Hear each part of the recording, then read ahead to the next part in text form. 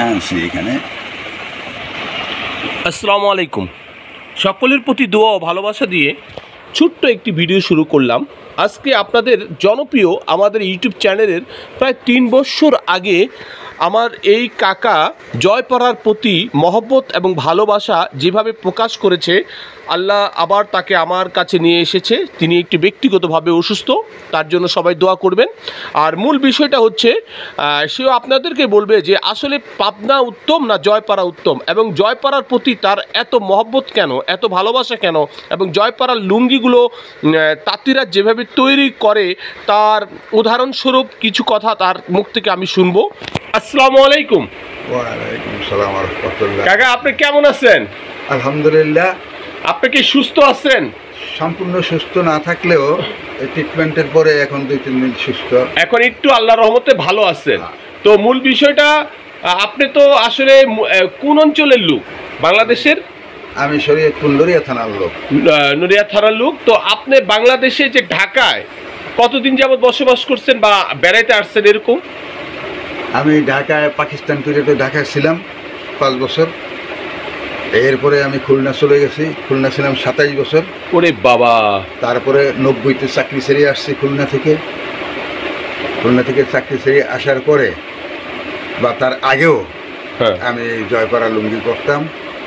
কেন, আমি জয়পাড়া আমার এক বন্ধু ছিল, আমাদের সাথে চাকরি করতো, তাদের বাড়িতে বেড়াইতে যাইয়া ওদের তাঁত আছে, ওই তাঁতের কাপড়ের গুণাগুলো দেখছি, যেভাবে সুতাগুলি লম্বা করে গাছের ছায়ার নিচে। এটা কাকা কত সালের কথা বলতেছেন আপনি? এটা বলছি আমি 95-96 কথা। 1995-96 সালের কথা না, এই 2000, হ্যাঁ 1995-96 সালে আপনার বন্ধুর সাথে তাদের বাড়িতে গেছেন দুহার নবাবগঞ্জে। দুহার নবাবগঞ্জে এখানে গেছেন, তাদের ওইখানে তাঁতি ছিল। তারা কি খটখটি তাঁতি ছিল? আচ্ছা, খটখটি তাঁতিগুলো আপনি সরাসরি সজমিনে দেখছেন তারা কিভাবে এটা উৎপাদন করে? এটা সুতাগুলির যেভাবে এরা মাজন দেয়, ওই মাজনের কারণে এই সুতাটা একবারে পচে যাওয়ার আগ পর্যন্ত সুতার কোনো আঁশ উঠবে না, কোনো তুলা বোঝা যাবে না। এটা এরকম নিখুঁত ভাবে তারা তৈরি করতো, এরকম নিখুঁত ভাবে। মানে জয়পাড়াকে আসলে মাজনের যে কথাটা বললো, তার ইতিপূর্বে আমি আপনাদেরকে ভিডিও দিয়েছিলাম যে খটখটি তাঁতের যে লুঙ্গিগুলো আছে তারাও সেভাবে মাজন দেয় কিনা সেটা আসলে উনি বলে দিবে, কাকাই বলে দিবে। তবে মাজনটা হচ্ছে একটা সুতার মধ্যে আপনার কি ধরনের একটা বসানো হয়, এটাকে মাজন বলতে সুতার মধ্যে কিছু মিশানো হয়। এটা সুতার মধ্যে মেশানো হয় কিনা এটা আমার জানা নাই। একটা পাত্রের ভিতরে ওই তরল জাতীয় ওই মারগুলি থাকে। ও মার, ঠিক আছে, হ্যাঁ রাইট। মানে ওইটা মবিন বা ববিন, যাই হোক ওইটা একটা মার বুঝানো হয়, এক কথায় শেষ। তো ওইটা ওরা স্বচ্ছভাবে মাজন দেয়। হ্যাঁ, মাজন দেয় ব্রাশটারে, ওখানে ওই মারটা লাগাইয়া তারপর একটা ছড়ি লাঠি দিয়ে বাড়ি দিলে অতিরিক্ত মার যেটা সেটা পড়ে যায়, সেটা হালকা কিছু থাকে, ওটা দিয়ে এই মাথা থেকে ওই মাথা ধরে এক টান দিয়ে নিয়ে যায়। এক টান দিয়ে নিতে হবে। মানে কত দূর এটা হবে? 4টা লুঙ্গি হবে। 4টা লুঙ্গি হবে? ও, মানে 4টা লুঙ্গি হবে, একটা রুলের মধ্যে 4টা লুঙ্গি থাকবে। হ্যাঁ, এটা এক টান দিয়ে নিতে হবে। মাঝখানে যদি একটু থামে তাহলে ওখানে মার বেশি কম পড়ে যাবে। রাইট, এক টান দিয়ে। হ্যাঁ, তারপরে ওই লুঙ্গিটা আস্তে আস্তে তারা খটখটি ভাবে, মানে এরপরে ইয়াটা কি, সাবজেক্টটা কি, মানে এটা তো হলো তাঁতের সুতা শুকানোর জন্য মাজন দেওয়ার পরে এরপরে এটা কি করতেছে তারা? এরপরে তারা ওইটারে ওই রোলে বিম বিম করিয়া তারপর নিয়ে তাদের ওই তাঁতের মধ্যে উঠায়। এটা তো বাহিরে, এই ছায়ায় শুকাইয়া তারপরে ওইটারে বটে ভীম করে ওই ভীমটা নিয়ে তাদের এই তাঁতের মধ্যে উঠাইয়া তারা ওই আস্তে আস্তে অন্য যে সুতা আছে ওই মাকুর সুতা ওগুলো দিয়ে বোনে। মাকুর সুতা আসলে কাকা তাঁতি না, কিন্তু ওনার ভাষাতে মনে হয় যে বর্তমানে অনেক তাঁতি আছে ওনার ভাষায় কথাই বলতে পারবে না। তার মানে অনেক কিছু বাস্তবিক উনি দেখার কারণে কিন্তু এটা আপনি উপলব্ধি করছেন, অভিজ্ঞতা অর্জন করছেন। আচ্ছা কাকা, ওখান থেকে আমি এই লুঙ্গিগুলির উপরে আসক্ত। আচ্ছা, তো আপনি এখন পর্যন্তই এই জয়পাড়া লুঙ্গি পরিধান করেন? মানে জয়পাড়া ছাড়া পাবনার লুঙ্গি আপনি পরেন না? পাবনার লুঙ্গি যখনই পরি তখন ওইটা একবারে বডির সাথে মিশে লেগে থাকে, নরম তো। হ্যাঁ হ্যাঁ হ্যাঁ, তাতে আমার গরম বেশি দেয়। ও, তো আসলে বর্তমানে তো আপনার ওই বন্ধুর সাথে কি সাক্ষাৎ হয় না? ওনার সাথে সাক্ষাৎ হয় না, তাই না? তো আসলে এই যে পাবনার লুঙ্গিগুলো, এটা হচ্ছে খটখটি তাঁতের লুঙ্গি। এটা সুতাটা আপনি একটু ধরে দেখেন তো, আপনার এই সুতাটা কেমন লাগে আপনার কাছে? হ্যাঁ, আপনি ধরেন, অসুবিধা নাই, ধরেন, ধরে দেখেন। আর এটার ফিনিশিংটা আপনার ওই সময় কি যারা এই জয়পাড়া লুঙ্গিটা তৈরি করতো, ফিনিশিংটা কি এরকম হতো? ফিনিশিংটা এরকম হতো না, এরা তো কোনো ইস্ত্রি করতো না, মানে এটা ক্যালেন্ডার করতো না। রাইট রাইট রাইট, মানে ওইটা এরা পাইকারি বিক্রি করতো। পাইকারি বিক্রি করলে বিভিন্ন জায়গার বিভিন্ন জেলা থেকে আয়া পাইকাররা কিনে নিয়া তারা ওটা মিলে নিয়ে ক্যালেন্ডার করলে তারপরে এরকম এটা প্রসেস করতো তারা। মানে আপনি গ্রে কিনতেন, বেশিরভাগ গ্রে ব্যবহার করতেন। তো তার মানে আপনি পাবনার লুঙ্গি পরে দেখছেন, তাই না?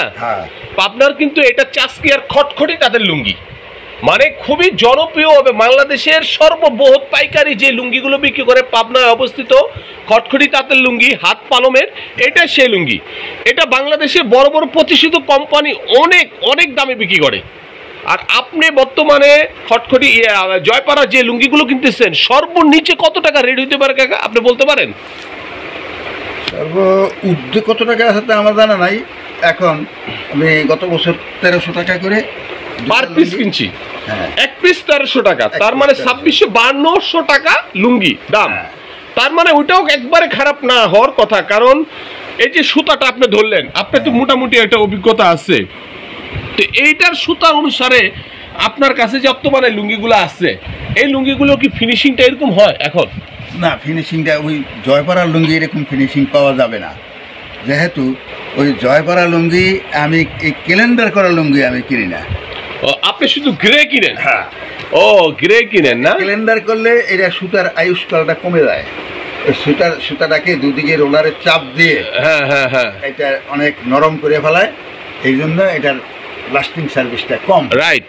এই যে একটা উনি একজন মুরবি মানুষ সম্পর্কে আমার কাকা, উনি যে কথাটা বলছে এটাই সত্য, বাস্তব। আপনারা যত ফিনিশিং চান, যত স্বচ্ছ চান, যত সুন্দর চান, যত সফট চান, কোয়ালিটি কিন্তু ভালো বলতে আসলে এটার মানে মেয়াদ, মানে আপনার ডেড এক্সপায়ার অতি তাড়াতাড়ি হয়। আর সবচেয়ে বড় বিষয় সুতার ইয়াটা আস্তে আস্তে দুর্বল হয়ে যায়। এটার প্রতি যত প্রেশার দিবেন, আপনি যত এটাকে ফিনিশিং দিয়ে ভালো করবেন, আপনি মনে করেন যে এটা খুব সুন্দর হচ্ছে, আসলে ব্যবহারের দিক থেকে আপনি ঠকতেছেন। মানে আপনাকে কম ব্যবহার করা যাবে এটা। আর ওই জয়পাড়ার আপনার আওলা লুঙ্গিগুলো যদি আপনি কিনেন, যে কোনো আওলা লুঙ্গি কিনলে কিন্তু আপনি মোটামুটি ব্যবহার করে মজা পাবেন, অনেক দিন লাস্টিং করবে, তাই না? তো মূল বিষয়টা হচ্ছে আমার কাকা উনি জয়পাড়া ছাড়া পড়ে না, জয়পাড়ার ভক্ত। আর সবচেয়ে বড় বিষয়, আজ থেকে প্রায় 3 বছর আগে ওনার একটা ভিডিও দিয়েছিলাম, তাতে সারা বাংলাদেশের অনেক মানুষ সাড়া দিয়েছে, ওনার সম্পর্কে জানতে চেয়েছিল। আজকে সরাসরি বললাম উনি একটু অসুস্থ, ওনার জন্য সবাই দোয়া করবেন। আর মূল বিষয়, উনি আসলে ব্যক্তিগতভাবে একটু অসুস্থ হয়ে পড়ছে, ট্রিটমেন্ট চলতেছে। যাই হোক, এখন ওনার জন্য সবাই দোয়া করবেন। উনি জয়পাড়ার প্রতি মহব্বত করে। জয়পাড়ার কোনো ভদ্রলোক যদি এই ভিডিও দেখে থাকেন, তাহলে আমি মনে হয় যে আপনাদের সাপোর্টার বাংলাদেশে এখনো আছে। আর বিশেষ করে পাবনার লুঙ্গিটা একটু সফট নরম, এটাও স্বীকার করেছে। আর বিশেষ করে জয়পাড়া যে ভালো লুঙ্গি তার মন মুগ্ধ করেছে, সেটা আজও সে ভুলতে পারে না। কারণ আপনার কাছে জয়পাড়া লুঙ্গি এখনো ভালো ইনটেক আছে। কয় পিস? 2 পিস। তার মানে রিজার্ভ রেখে দেয় জয়পাড়ার লুঙ্গি। তার মানে কতটা মহব্বত করে এই জয়পাড়ার লুঙ্গির। তো ইনশাল্লাহ, তো আপনি মানে আমার ক্ষুদ্র ভাষায়, আপনি বিশেষ করে পাবনায় যদি এই ধরনের লুঙ্গি কেউ তৈরি করতে পারবে না তো আমার মনে হয়, আপনি যে ভাষায় বললেন না, ওইভাবে পাবনায় তৈরি করে না পাবনায়। তবে আপনার বিশেষ করে যে জয়পাড়া দুহারে কিন্তু লুঙ্গির তাঁতিদের সংখ্যা অনেক কমে গেছে, অনেক কমে গেছে। ভবিষ্যতে আপনার এটা আর কমতেই থাকবে, কারণ বড় বড় প্রতিষ্ঠান হওয়ার কারণে এখন আর ওই হাত পালমের লুঙ্গি কেউ তৈরি করতে চায় না। এটা মজুরি বেশি পড়ে যায়, শ্রম বেশি, মজুরি বেশি, এটা ঠিক আছে, কথা আছে। তো কাকা আসলে আপনার থেকে বিদায় নিচ্ছি, আপনার সুস্বাস্থ্য কামনা করে শেষ করছি। আর সবচেয়ে মূল বিষয়, আজকে আপনি আমাদের যে মূল্যবান বক্তব্য দিয়েছেন, এতে আমরা আসলে যারা এই ভিডিওটা দেখবে তারা আপনার জন্য দোয়া করবে, আমিও দোয়া করি। আল্লাহ আপনাকে সুস্থ করুক, ভালো রাখেন। আগামীতে আবার যেন আপনি আমাদের কাছে আসতে পারেন, আমাদের কাছে উপস্থিত হতে পারেন। আল্লাহ হাফেজ, আসসালামু আলাইকুম।